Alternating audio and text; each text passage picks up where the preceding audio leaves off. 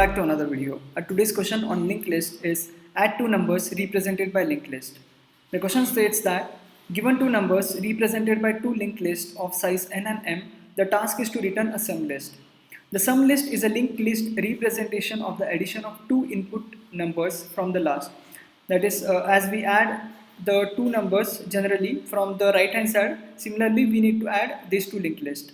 Let's have a look at the examples. In example 1, the size of linked list 1 is 2 and the elements are 4 and 5, and the size of linked list 2 is 3 and the elements are 3, 4, 5. So after addition of these two linked lists, we get a resultant linked list as 390, which is the sum of 45 and 345. In case of example 2, the size of linked list 1 is 2 and the elements are 6 and 3, and size of linked list 2 is 1 and the element is 7.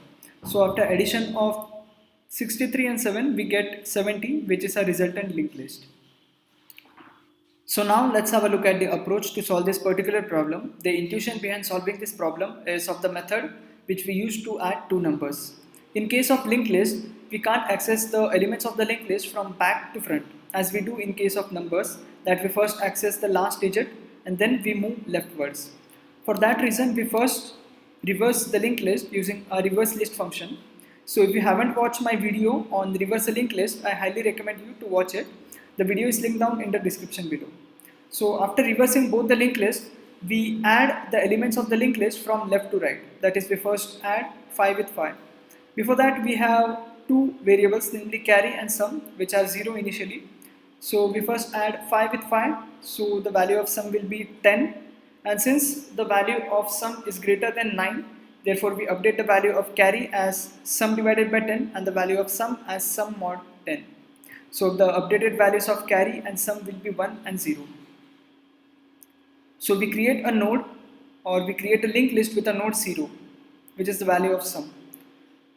Then we add 4 with 4 along with the value of carry. So the value of sum will be 9, and since the value of sum is not greater than 9, therefore we have the value of carry as 0. And we insert a node with the value 9 at the beginning of the linked list.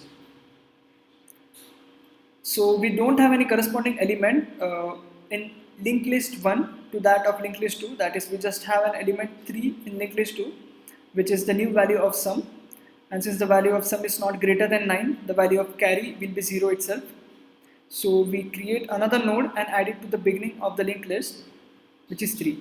So we got a final linked list as 390, which is the sum of the values 4, 5 and 3, 4, 5. Let's consider the same example as we have seen in the question. That is, the first linked list contains 4, 5 and the second linked list consists of 3, 4, 5. The right side of the screen shows the algorithm, which consists of a function called add2list, whose arguments are the headers of, or the head pointers of linked list 1 and 2 respectively.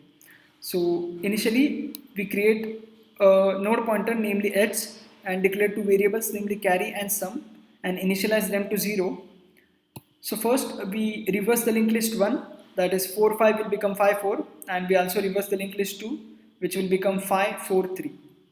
And then we have a while condition where we check whether if h1 and h2 are both not null. And if so, we enter the while loop where we first check for the condition whether if h1 and h2 are both not null. Since h1 and h2 are both not null, therefore this condition is true. So we calculate the value of sum as h1 of data plus h2 of data plus carry. That is 5 plus 5 plus 0, which will be 10. Then we check whether if the value of sum is greater than 9. Since the value of sum is greater than 9, therefore we update the value of carry as sum divided by 10, which is 1, and we update the value of sum as sum mod 10, which is 0. Then we create a new linked list with a node whose value is sum. That is, the value of the node will be 0. Then we check whether if h1 is not null. If so, we update the value of h1 as h1 of next as well as h2 as h2 of next. And again we check for the same condition, that is both h1 and h2 are not null, which is true. So again we enter the while loop, we check whether if both are not null, which is again true. So we calculate the value of sum as h1 of data plus h2 of data plus carry. That is 4 plus 4 plus 1, which is 9. Again, we check whether if the value of sum is greater than 9, which is false in this case. So we update the value of carry as 0. And we insert a node with the value of sum, that is the value of 9, to the beginning of the linked list. So our updated linked list will be 9, 0. Again, we check whether if h1 is not null, and we update the value of h1 as h1 of next, and similarly h2 as h2 of next.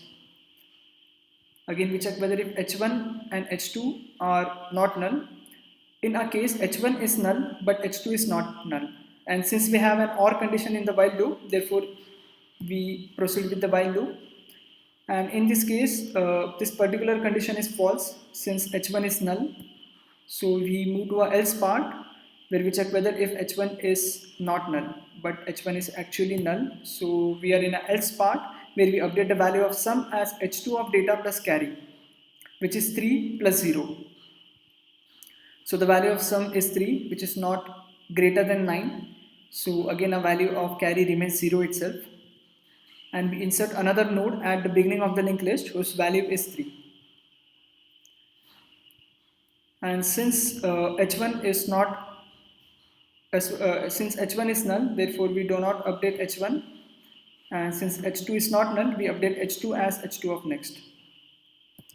Again, we check for the condition whether if h1 and h2, any one of this is not null, but since both are null, we exit the while loop, and we check whether if carry is not equal to 0.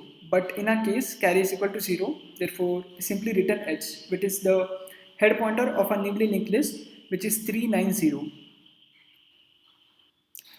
Now let's have a look at the actual code. The driver code is already given, and we just need to complete the function add2list, whose arguments are the head pointers of linked list 1 and linked list 2.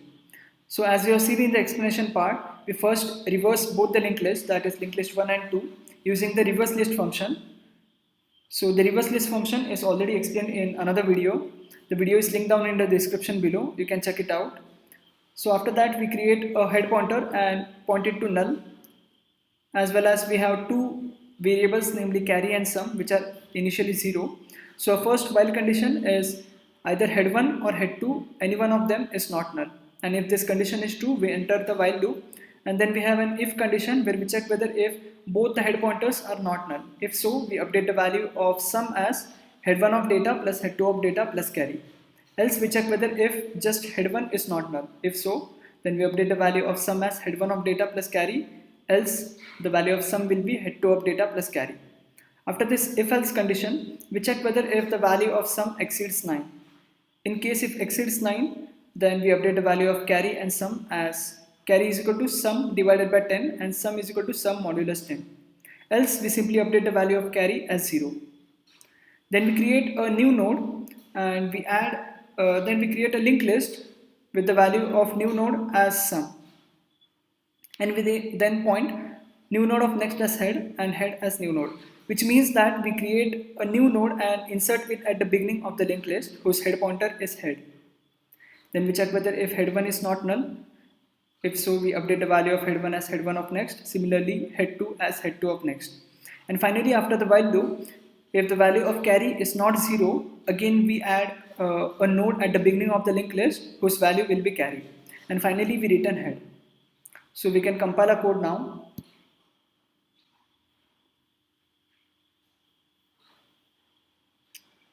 The compilation is successful, so we can submit it.